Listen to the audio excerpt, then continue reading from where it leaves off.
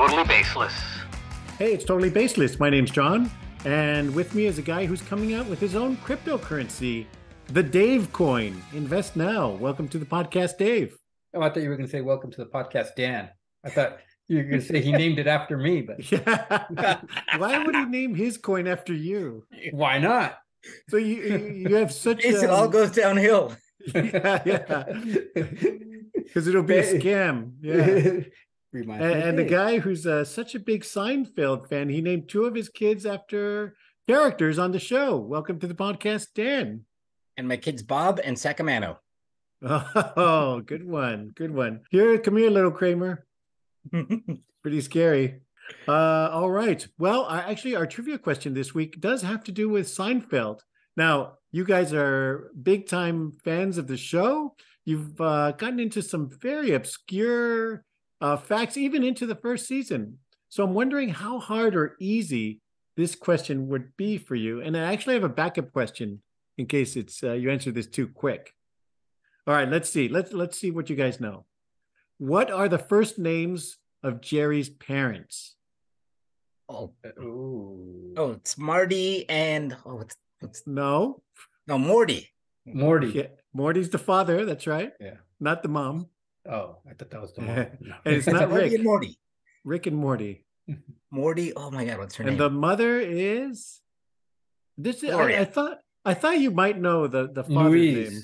Louise. Oh, but you didn't pay attention to the mom. Yeah. How dare you? That's what we do. Yeah. Any guess? Any other guess? Or Lois. Think back to the show when Morty's calling his wife. Oh my God. Hey, you. Vieja. All right. Doesn't sound like you know it. Jerry's mom is named Helen. Helen. And I'm a little bit less impressed with you guys' Seinfeld knowledge. But I do know she was also the neighbor on Elf. Yes. Yes, she was. Okay. All right. And a side question, a bonus question. What is the one item of clothing from the Seinfeld show that made it into the Smithsonian Museum? Oh. The pirate shirt. Known as? The puffy shirt. The puffy shirt is in the Smithsonian. I don't want to be a pirate. All right. Well, I guess you made up for it a little bit there. But yeah, a lot of Seinfeld stuff around. And I do have to give credit to an NPR show where I got that trivia question. I thought that would be perfect for these guys. And I'm glad it wasn't too easy for you. Yeah, I know that. Yeah, we're big listeners of NPR. We're sophisticated gentlemen. Oh, I thought you were going to say Seinfeld, but yeah. Well, if Seinfeld were on NPR, then yes, we wouldn't know any answers. All right, nothing. Well, you're still doing a lot better than some teenagers in New York who abducted a swan and her 4 baby swans, and the mother swan ended up getting eaten. So these are some really not very kind teenagers. So the 3 teens were charged with illegally hunting the swans. And unfortunately, the mother didn't make it, but the babies were recovered and are getting ready to be placed back into the wild. So yeah, some teenagers abducted and apparently ate this swan. I was going to say, at least they didn't eat it. Oh, wait. Never mind. They can always give it back. Oh. Yeah. It's better than, hopefully that doesn't happen if you get abducted. Yeah, exactly. It depends on where you get abducted. If it's in Florida, who knows? You never know. Yeah. That's just part of the course. Getting your face off. Yeah. These things are mute. These swans are mute, so I guess they couldn't call out for help, right? I mean, that's what it said in the story. Mute. I thought that was just like their name. I thought they were just like... I don't know if they're really mute or not. It just said mute. I'm like, I didn't know that about swans. Yeah, I'm not a swan expert. I'm not the swan guru. There like is a swan guru that Michael donated Bean. the swans to Manilis, New York, where Michael this Bean. happened. Michael Bean. Yeah. Who's also in Terminator. I don't think this is the same guy, but Different spelling. Different spelling. And I know not to ask that as a trivia question going forward. Yeah, but what are these kids thinking? I'm gonna steal a swan and then we're gonna eat it. That's gonna be a great prank. That's a great, yeah. Either that Teenage or they're hungry. hijinks. Yeah, I really don't see the humor in that one, but I see I the didn't know like, where it dumbassery. was going, and then they ate it. Yeah. Like, wow. I mean, that took a dark turn, I guess. But it was in the title of the story, right? But like, are they sitting around going, you know what we've never done? I've never had swan. My palate had hankering for swan. Do teenagers still use something like hankering? I believe so. If they're from Texas, maybe. Yeah, but it'd be pronounced hankering. Although I'm a little confused. At one point, I thought they were going to say it was like no big deal because they pointed out that it's an invasive species. Yeah. I was like, so I thought they're doing the city a favor. Yeah, I thought that they wouldn't mind. Yeah. Finally, somebody rid us of the swan. Yeah, they're civic minded. They're civic minded kids. Yeah, they're thinking of the ecosystem. Was it Greta Thunberg? I believe so. Oh man. Hey! It's for the environment, man. I'm doing this for planet Earth. Kill a swan, save the Earth. But then this whole story just seems like something like out of like Newhart or Schitt's Creek or something. Yeah. Wait, the village swan. They ate the town swan. The Darryls ate the town swan. Yeah, that's totally what it is. I'm just picturing it's like two like mute guys going, like swans are good. They were there. We were hungry. Tastes like chicken. This is my swan. This is my other dinner swan. Yeah, like at the end, like they were heralded as heroes after all. Oh, okay, they saved us from the swan. We're no longer Swanville, but you know, it's like I guess it was the swan song. Oh, okay. Well, I think that we beat this story then down to the last reference there. But speaking of misbehaved students, a little bit better, Frank, actually, than the last one. Some kids booked their high school on Zillow for sale, advertising it for only $42,000 as a nice half-working jail, which is pretty funny. They have a lot of funny descriptions of it: complimentary trash-scented air freshener and water issues. So they listed it. So as soon as the school found out, they had it delisted, but the principal said it was pretty funny, and apparently the kids are not gonna get in trouble because nothing died in this prank. They didn't kill the school. They didn't kill the swan, the school mascot. This says more about Zillow. I mean, do they not like? Yeah. You always have this interesting angle, Dave. Go ahead. Well, I mean, don't they? I don't know, fact check or something. Anybody can put anything up there. It's a house. Yeah, trust me, I own it. The real culprit is Zillow in this. Okay, yeah. Well, or at least the jackass working at Zillow that said, this seems all right. This looks legit. It's legit. Yeah. They don't check this stuff, huh? Not long enough for kids to have fun, I guess. But was there any comment from like their econ teacher going like, really? A whole school for only 49,000? You morons? It didn't at all tip off that this was kind of a prank or something? That these people really were trying to sell the school? Now, where was this school? Was this in Detroit? Well, in that case, yeah. It could have been overpriced. Yeah, this is in Fort Meade, Maryland. So, sounds like a nice area where like kids have wholesome pranks. Yeah, because I guess in that same school district, I guess a few years before, kids had done the same thing, except they used the old fashioned, we put a sign out. So it must have been a while back. How many years ago was that? They put in a for sale sign. 1893, Yeah. They had a for sale prank where they put a sign. for sale sign in Yeah, front. like somebody like was going to drive by and go, oh, this school's for sale. Allow me to place an offer. Yeah. What's the phone number to call? I'd like to buy the school, please. Well, the sign outside said it's for sale. What do you mean this is a prank? Let me see. What's the number there? 1-800-EAT-ASS. That seems legit. It's completely legit. Yeah. Although I'd like to find a happy medium in pranks between a lame for sale sign and eating a swan. Yeah.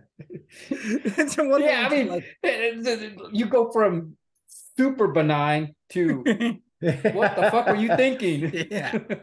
From New York to Maryland. Yeah. This is hardcore pranking. Yeah, it was like, hold my beer. I'm gonna have that as a chaser after I kill and eat the swan. There's got to be like something in the continuum of pranks. So I'm like, yeah, we don't want any destruction, but really, let's. The best you could do is a sign.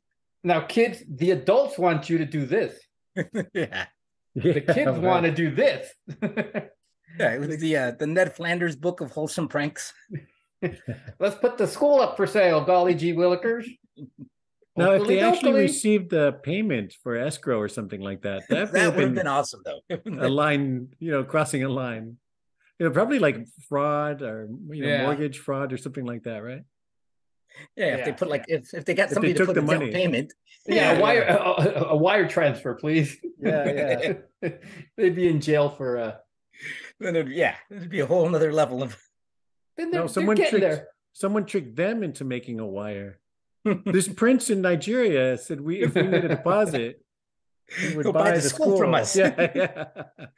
He just needed the tax money or something to release his funds.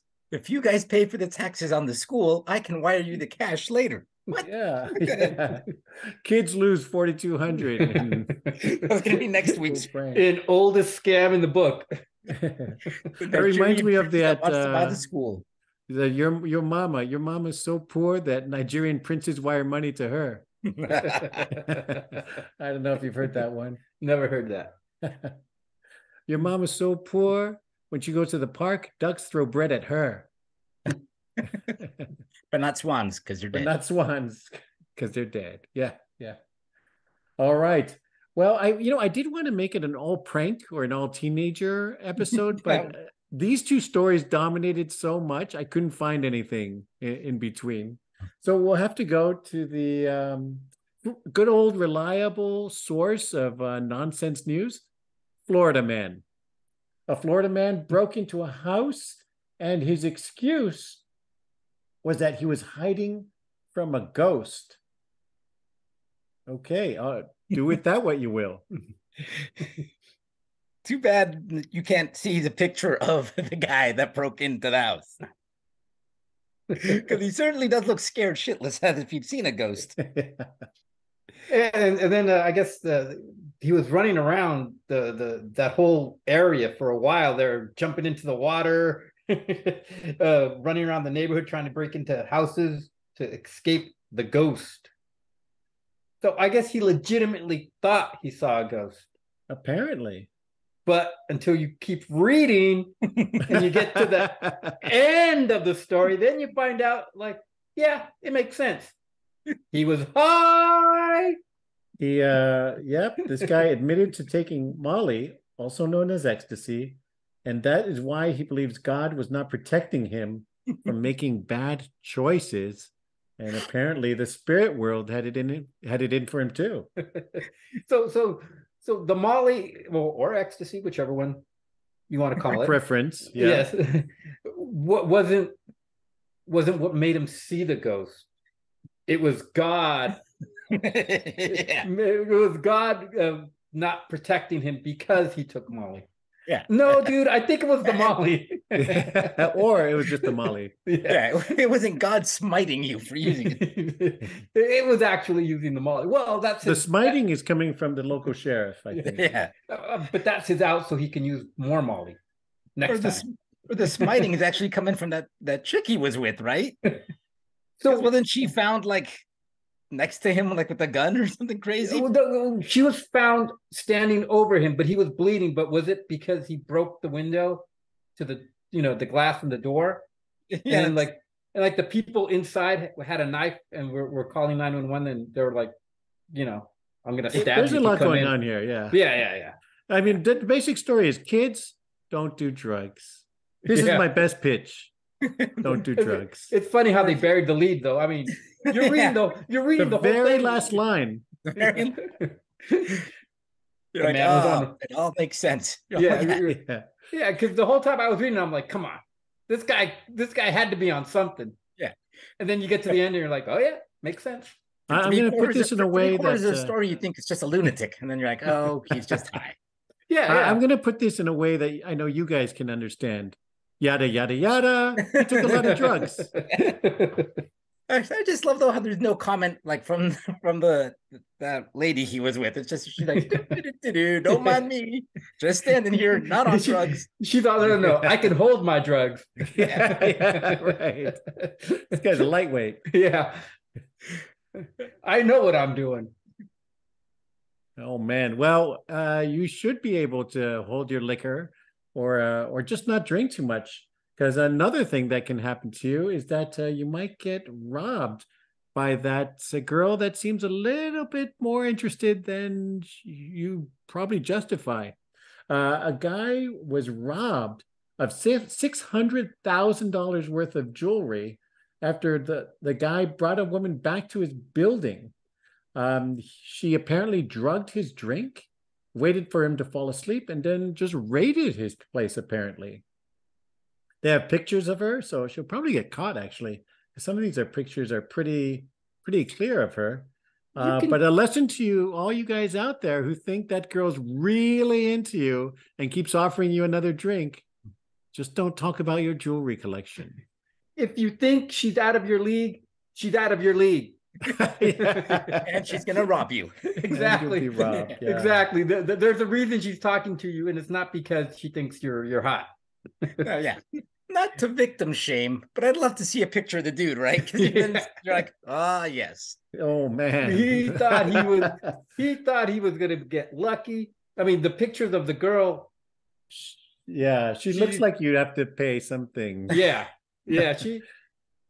She's not to slut shame, but slut shaming. Yeah, but I mean, she knows her job, right? She knows her business. She's a pro at what she does. This is another Florida man, by the way. Yeah, who may or may not have been on. Well, he was on drugs at the end. Yeah, he was drugged.